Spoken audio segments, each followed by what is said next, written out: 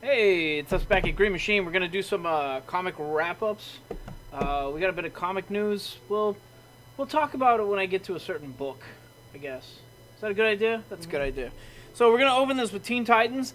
The Teen Titans, I really love this variant, so I wanted to open it with this variant, the Kid Flash variant, because this is an amazing piece of artwork here. So Teen Titans, if you haven't been paying attention, they've had an issue with Red Hood. They've been running around with Red Hood, and Jason wound up betraying them, and there wasn't really an explanation.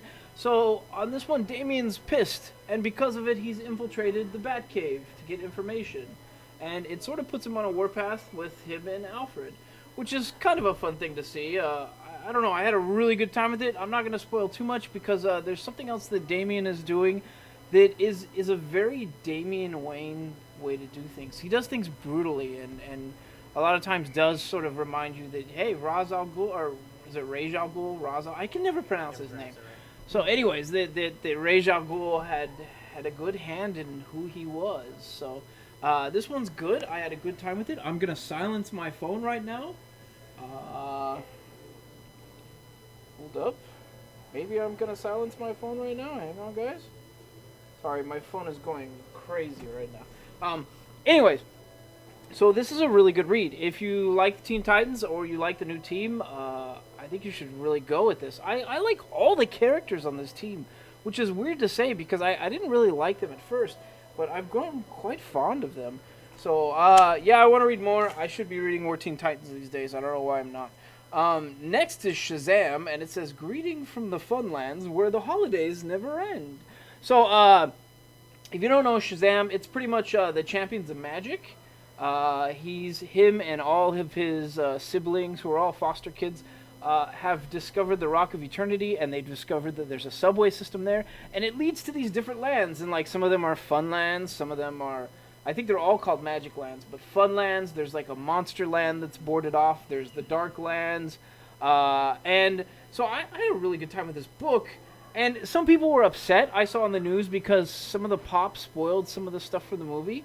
But all I gotta say is, if you were reading the comic book, none of that stuff, I mean, it wouldn't bother you so much because you'd know where the movie's gonna go. That's all I'm gonna say. So, I don't think that they're gonna follow this exact storyline. They might, but I really think you owe it to yourself to get out there and read Shazam before the movie comes out. That's all I'm gonna say.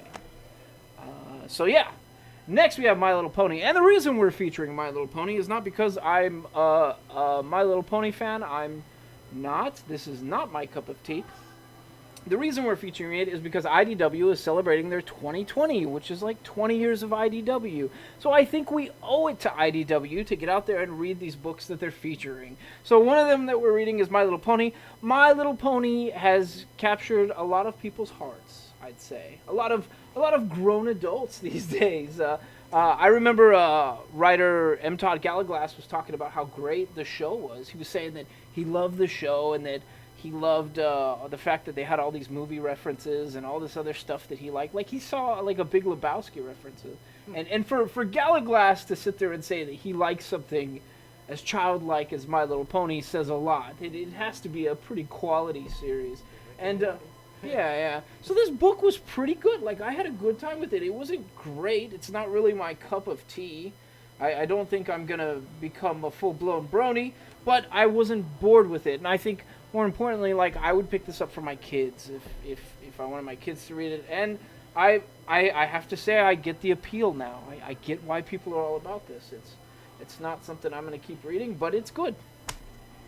So, yeah, next book. How you doing, man? You look tired, man. I'm sorry. I'm a bit beat myself. Next, we're going to talk about TMNT. So, TMNT has the Mutanimals, I think is what they're called. The Mutanimals. They were people that are now mutants. And then the mutants. And basically, they're all getting together to have a funeral for their friend Slash. Slash was killed fighting the rival group, which involves cyborgs. And a guy named, I think his name is Gabriel. There's a lot to keep. They were fighting the Krang species. There's a lot going in TMNT. And I know I've said it before, like, I think that this is very much reminiscent of the old comics, and it goes back and forth. But there's some serious depth to this story. Like, Metalhead's in play, Baxter Stockton's in play. Like, it's pretty much everything I remember about the TMNT universe all going at once, which is almost too much. I think the only person that's not in play right now is Shredder, because Shredder's in hell. Yeah. Yeah, we covered that last time. So this is a pretty good book. Like, if you like TMNT, I would say if you want to get into TMNT comics, I don't think this is your jumping off point. I think the Turtles are talking about taking a vacation and going out somewhere else away from this conflict. And I think that's going to be your jumping off point, because generally when the Turtles take vacations, they're sort of heartfelt stories and it gets them out of the action, but then it throws them right back into the action really fast, and it's a good jumping off point usually. So TMNT, this is a good book. If you're a TMNT fan, I'd say you would enjoy this. If you like this kind of art, you'd enjoy this. If you haven't jumped on board with TMNT, I don't think this is the book you should do it with. I think you should wait maybe another book or two. I'll keep you posted. Next, we have two books. We have Crypt is Hell. No, I got them confused. Crypt of Shadows and War is Hell. There you go. Yeah. Crypt is Hell and War of Shadows. No, the War of Shadows. That's like the League of Shadows thing. Yeah. Sounds like a good title, though. Well, yeah. Well, League of Shadows is what Raj, I think it's Raj. Ra's al Ghul. He was always threatening, the League of Shadows is gonna get you, and everyone's like, yeah, sure, man. I'm sure they're gonna. So, anyways, so Crypt of Shadows, War is Hell. These are 80 years of Marvel celebration books. These are when they used to publish horror comics and when they used to publish war comics. And I think there was a third one that was supposed to be coming out that we didn't quite get.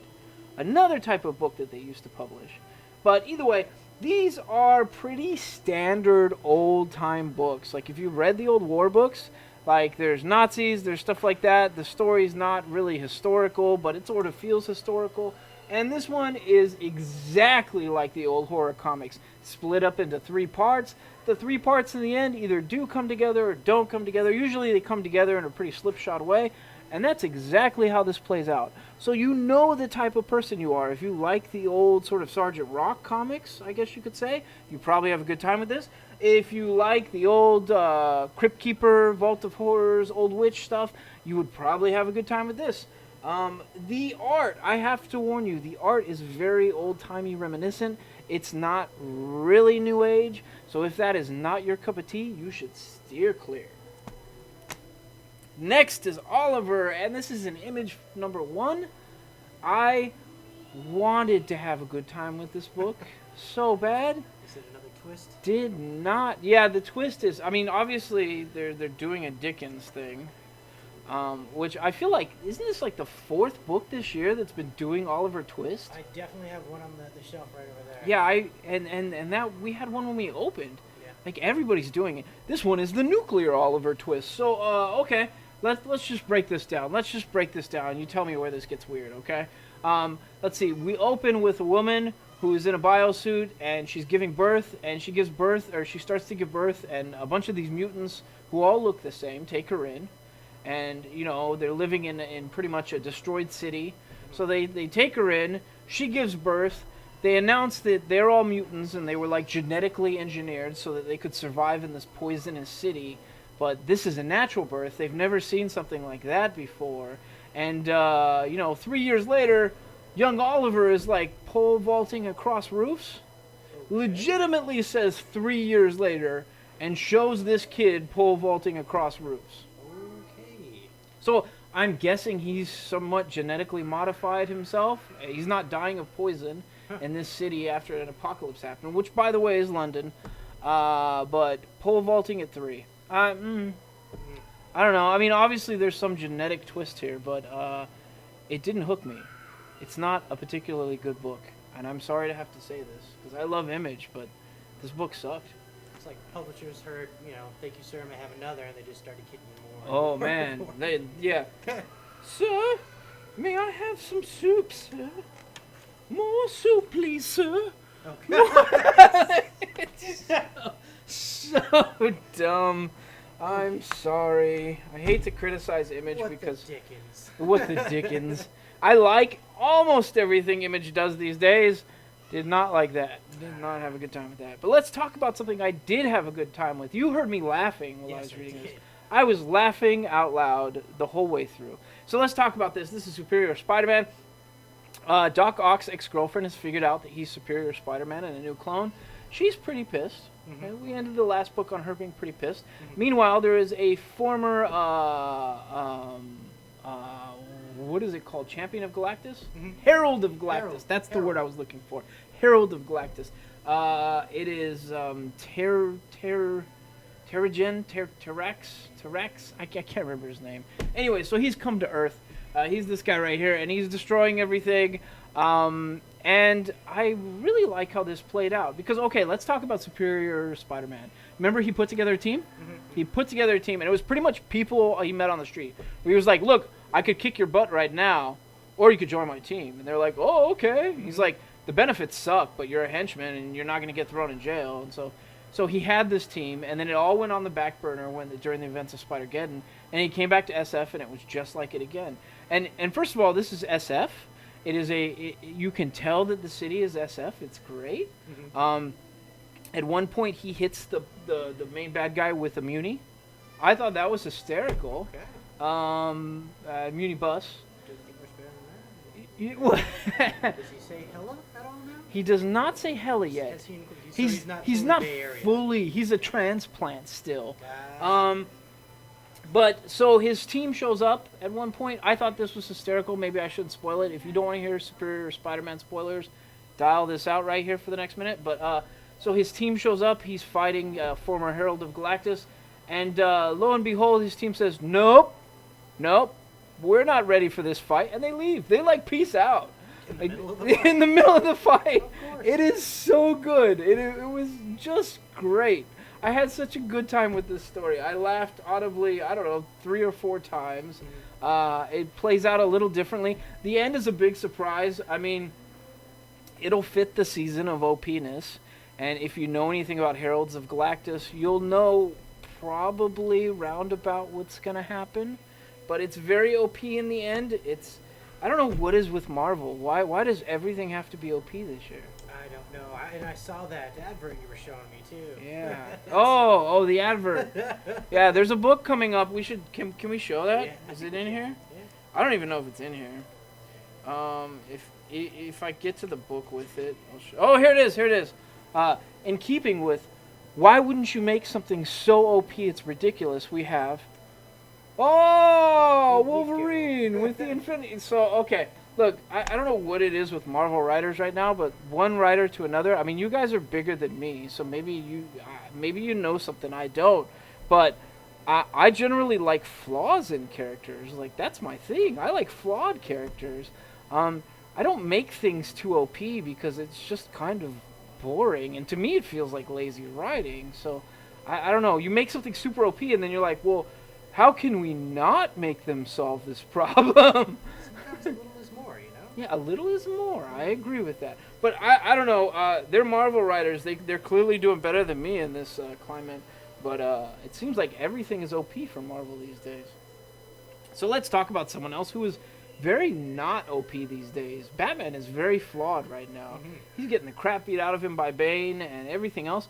And we have had these really surreal past 2 books. And they were titled Nightmares with a K. Mm-hmm. Okay. Mm-hmm. So they're really surreal books. They're titled Nightmares. You can kind of see where this is going. Generally, I think when someone's doing that sort of thing in books, that it's usually lazy writing. Because, yeah, I think dream sequences are sort of lazy writing. But there's a reason to this. And we kind of knew it was a dream from the last one. But what's beautiful about these books is there's so much poetry in these books. Like, King is legitimately bleeding on the pages. Like, this is a sunset with actual poetry going down the page. And it's mirrored, so one of them is sounds like it's being written from a man's standpoint, and the other side sounds like it's being written from a woman's standpoint, and they're referencing Batman and Catwoman, and it's such a beautiful book. So, okay, tropiness aside, this was an amazing read. These last 3 books, I mean, really, it feels like I'm just reading some kind of poetry, and the art is amazing.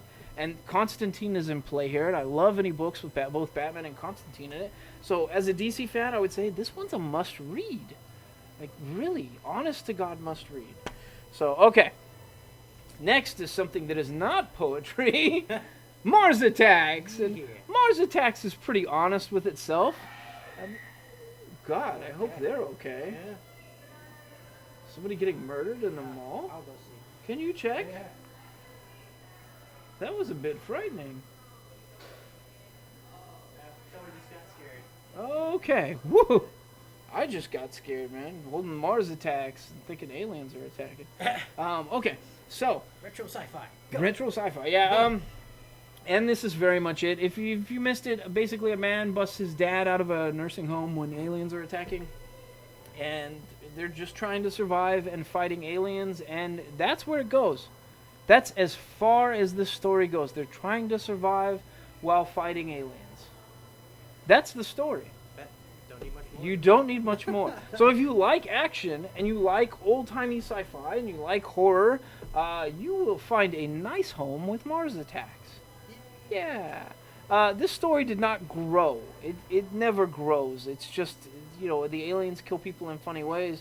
The people wind up getting the aliens back in funny ways, and it just sort of goes from there. That's Mars Attacks. There you go.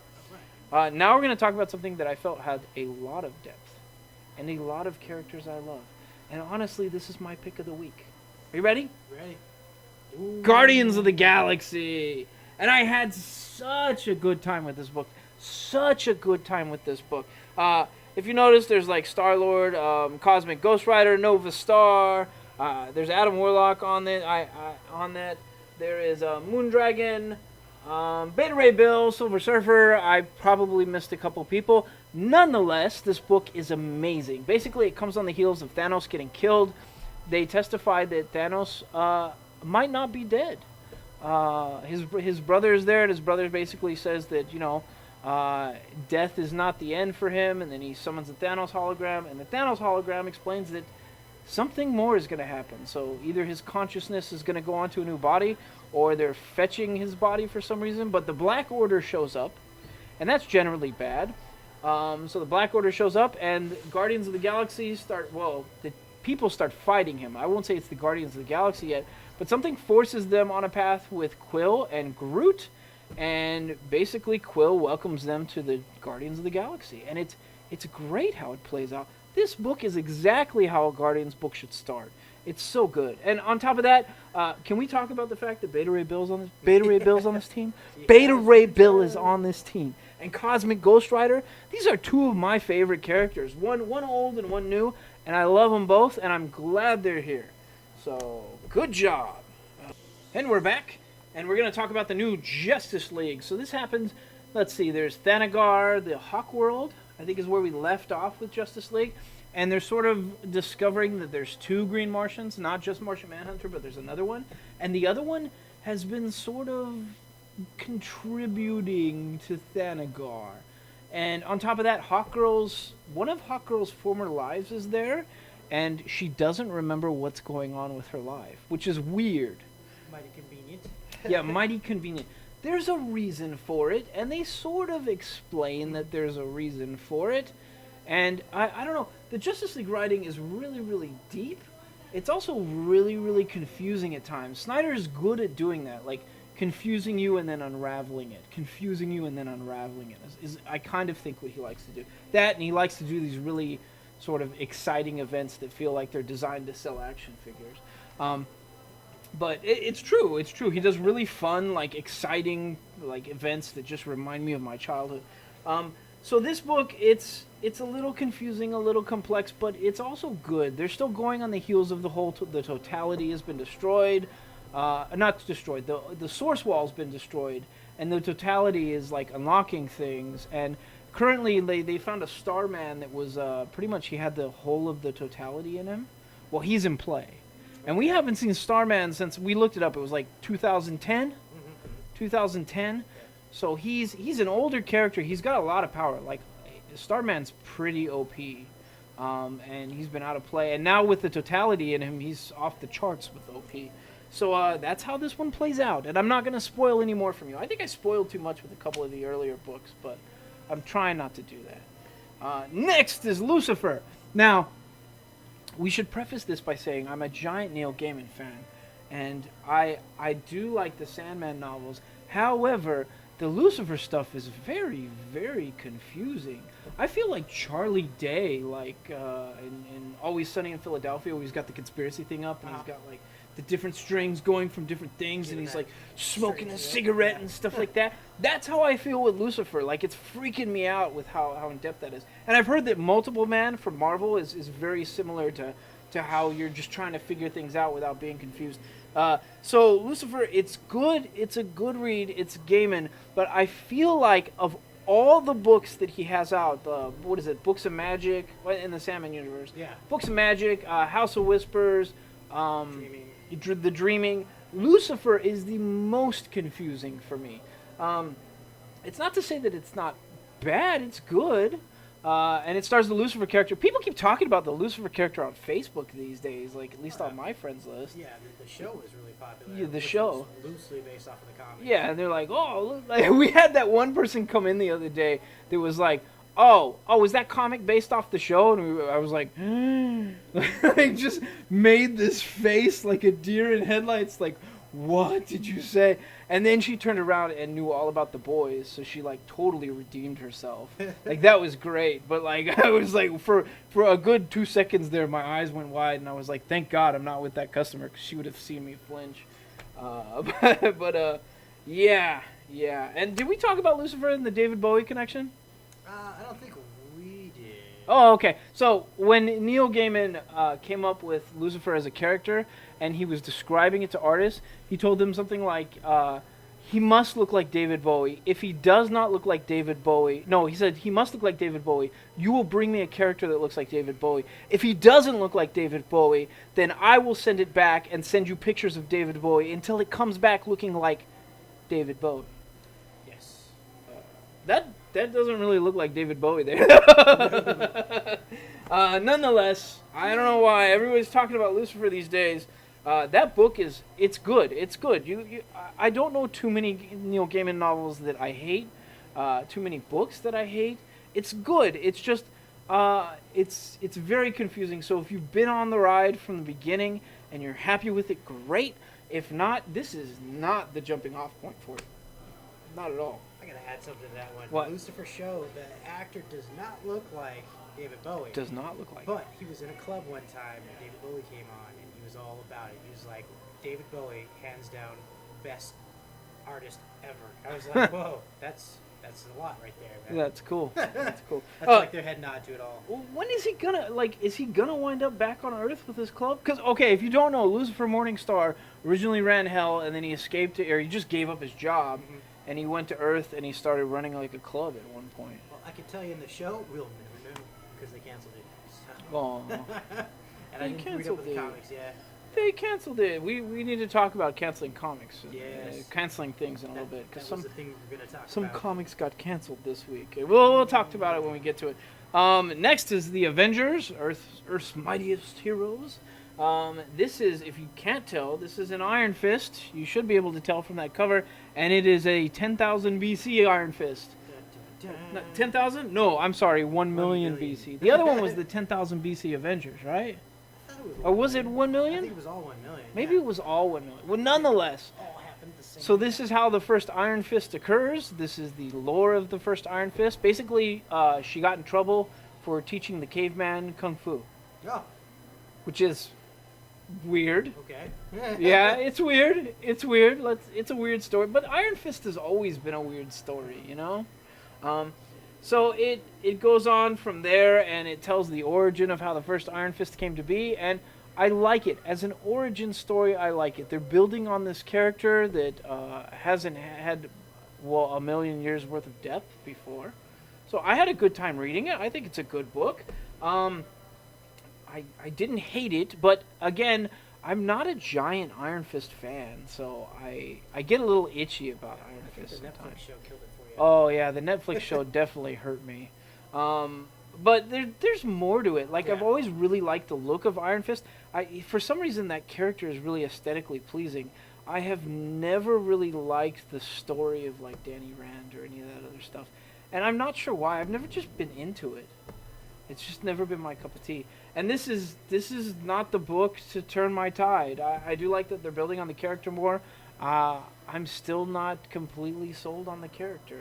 I may never be. Do you think this might have any collectability because it's going to be like the first Iron Fist ever? It could have some collectability. I actually think all of these Million BC books are gonna have some collectability because, like, the Ghost Rider one on the Mammoth, like, I have a good time with these Million BC books. I like what they're doing with it.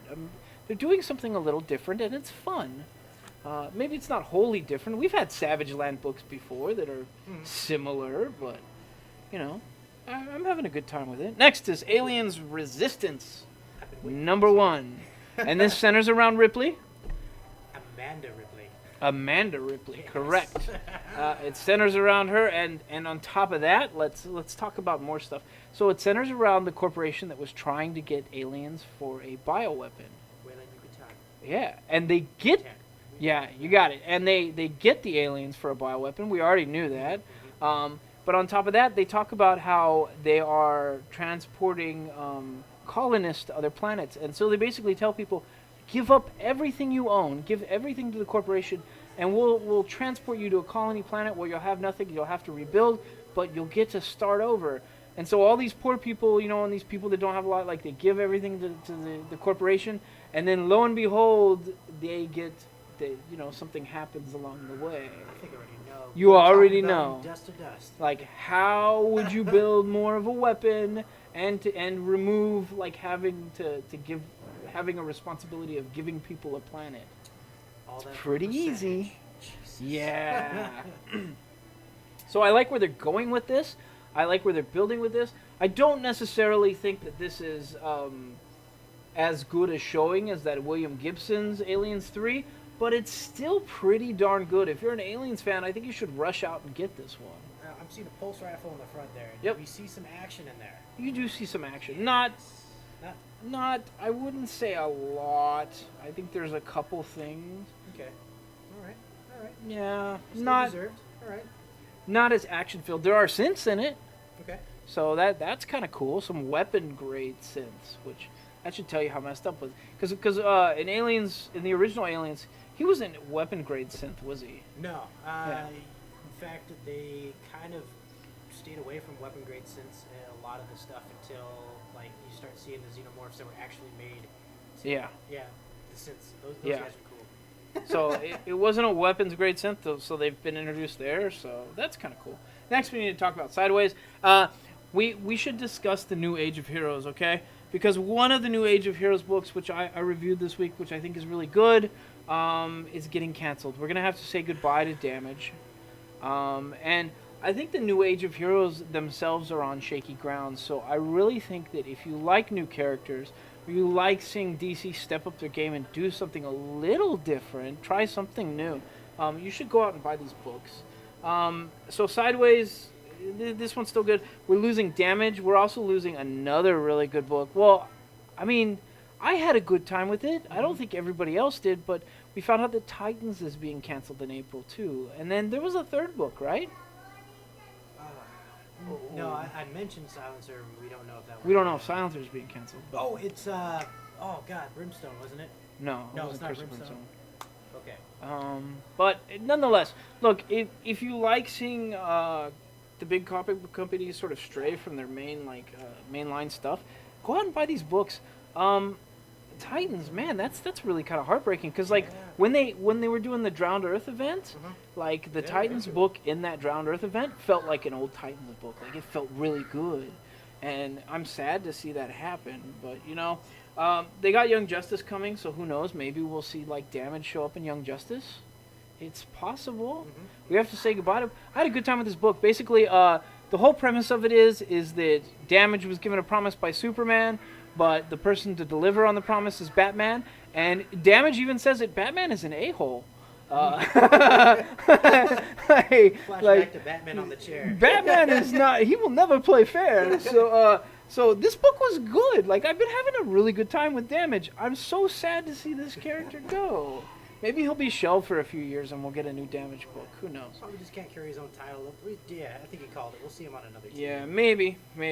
Sideways. However, Sideways has been Sideways has been going through a lot this year. Well, I mean, he's a new character. Like his mom died. Dark Universe. Yeah, he got his powers from the dark multiverse. He wound up in the dark multiverse. Dealt with a lot from that. So this is sort of coming to terms with that. Basically, he was harvested in some lab that was trying to open the dark multiverse portals. Basically, they wanted to use his power to go anywhere. And good idea. Surprise! This messed up stuff from the dark multiverse comes through. Like, that's a dumb idea. You're stupid if you're a scientist and that's what you're doing. In that universe alone, you gotta imagine like all the crap that has happened. And Oh. you're like, oh hey, let's go ahead and Oh, open up this yeah. dark multiverse bridge. And it goes about as bad as you can imagine. And then good old Sideways figures out a way to close it, which is, it's messed up. Mhm. It's very Ghostbusters don't cross the streams type stuff. Great. So I had a good time with this book. Sideways, you really can't go wrong with Sideways these days. It's sad that not more people are not reading Sideways. I'm not sure why. This character is a great character, and I would like this character to be around for like the next 20 years. So go out and buy a Sideways book. Show some support for this character. Let's maybe get him so popular that we get a hat or a T-shirt just once. It'd be nice. Okay, on to another book, which I think is going to go really, really far. Actually, this is another DC #1, a new character. This is Naomi. And we need to talk about Naomi. Naomi has an obsession with Superman. Oh. An obsession with Superman. And lo and behold, guess what happens? Superman and Darkseid come flying into her town, like on a street. Like, I guess Superman punched Darkseid in the street, and then flew there, grabbed him, and threw him back. And they were there for a whole 12 seconds. But the whole town's going crazy, and Naomi missed it. And she missed it, and she's depressed, and she's meeting with a psychiatrist, and she comes to find out that there was another hero in her small town. So everybody's like, that's the only time a hero's ever been in our small town. It's never happened before.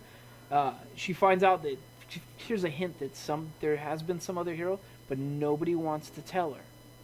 Nobody wants to tell her, and there's a reason why. And if this is a comic book, what do you think the reason's going to be? It's your father. Your Probably. mother. Yes. Probably. Somehow she's probably related to whoever this hero was. Or is this hero. You never know.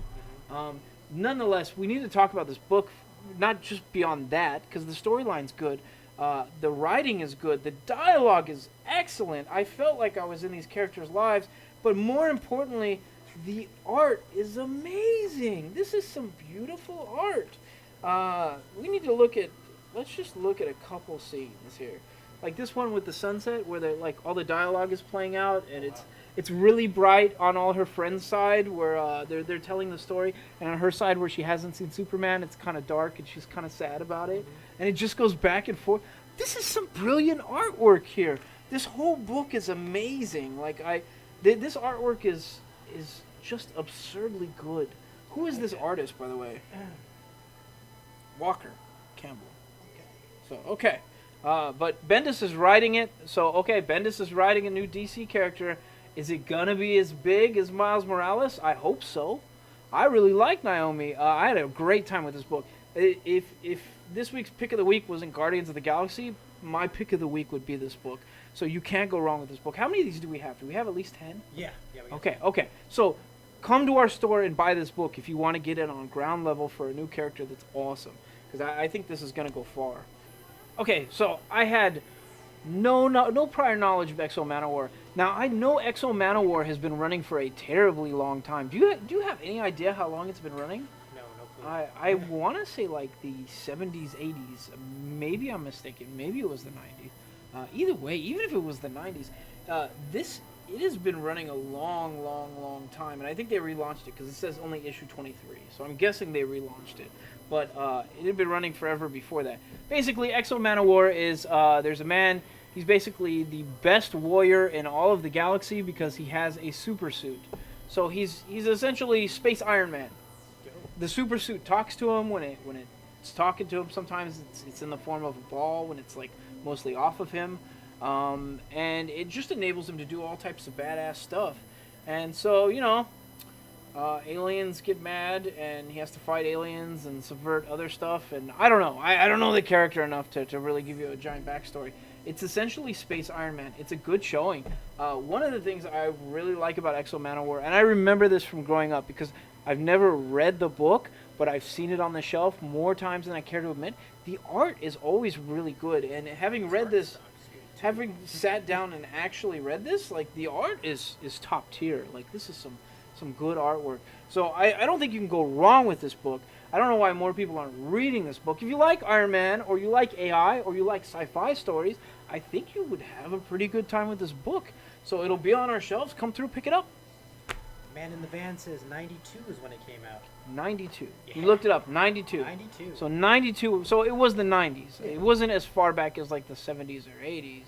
But I it's don't know. still I don't remember the 70s because I was 3, 4. Still 20 years? Yeah. Yeah. But I remember the 80s, and I don't know. Let's see. Next, we're going to talk about the all-new Aquaman. And this is the Call of the Old Gods. Yeah. Ooh. So, if you haven't been following Aquaman, he's lost his memory. He's washed up on a random shore, and everything has been playing out like a folk story. Like, he has pretty much essentially a quest. He has something to do. It involves a pretty lady. He has to, like, take her somewhere to commune with her mom. He does it under the promise that he's going to get his memory back, and then it turns out, like, they sort of reneged on the promise. They took it back, and there's a reason for it. And it turns out all the old people around him are tied to gods of the ocean. Oh. And they haven't gone further than that, but it's... I mean, I don't want to spoil everything. I've probably spoiled too much already. But it's a good story. This is like reading a folklore of like a modern old sea folklore tale. We talked about like it ties to like Odyssey is what it sounded Yeah, like. it feels... Yeah, it does. It feels very like Odyssey and like Homer-like. Mm-hmm. I had a great time with it.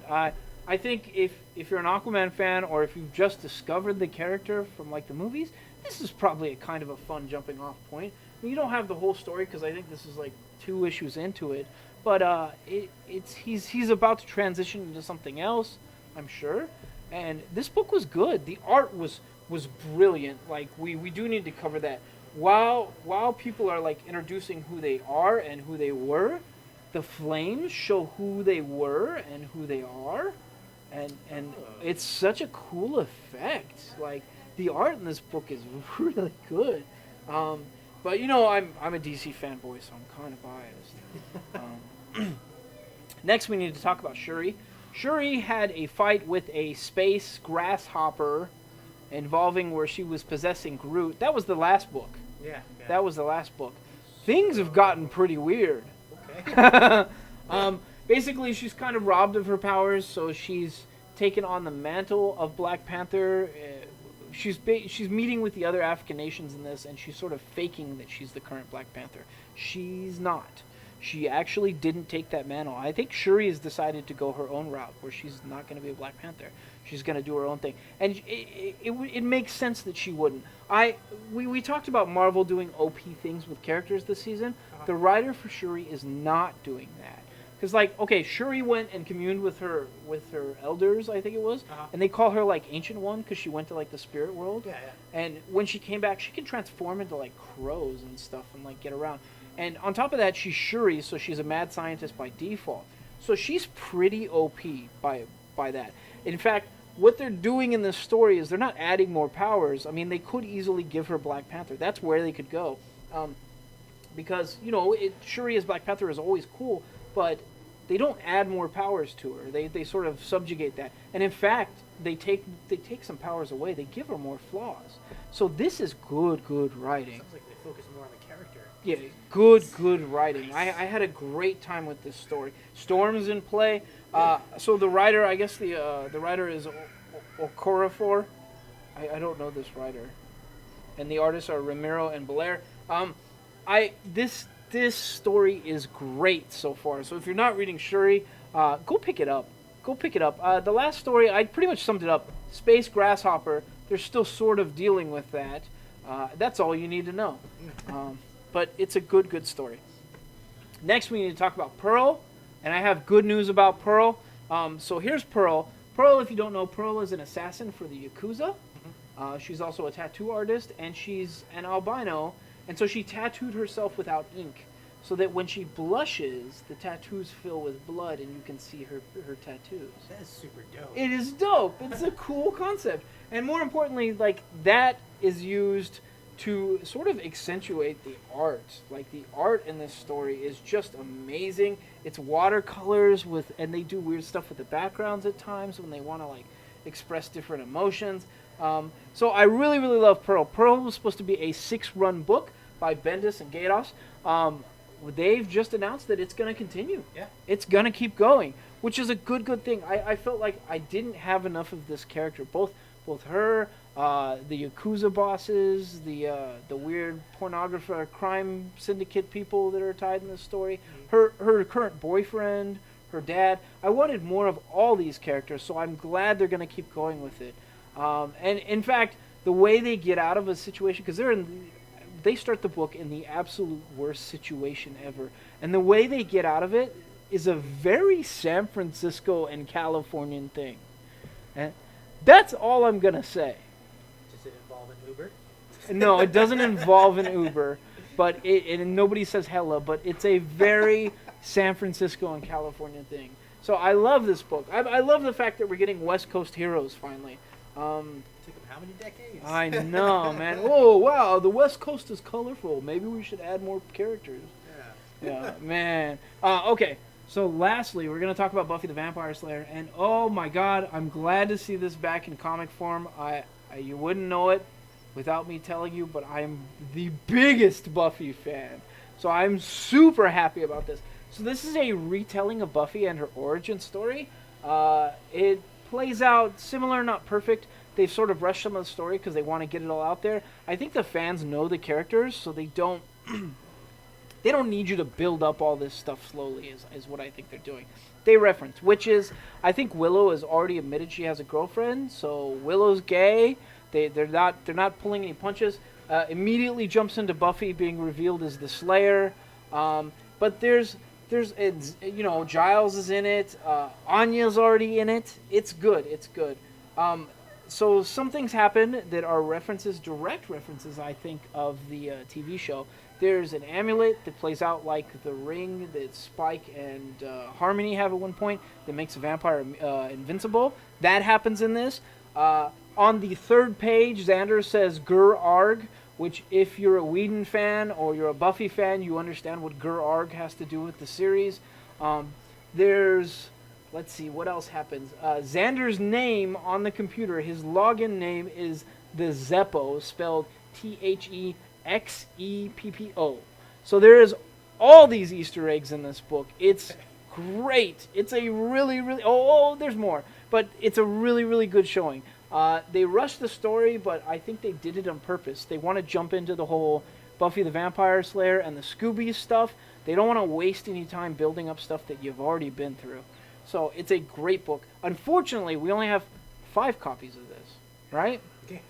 We got really shorted. We have 5 copies of Buffy. It's already sold out, but guess what? Next week we're going to have a whole bunch of variants come in. Hopefully, if they come in on time.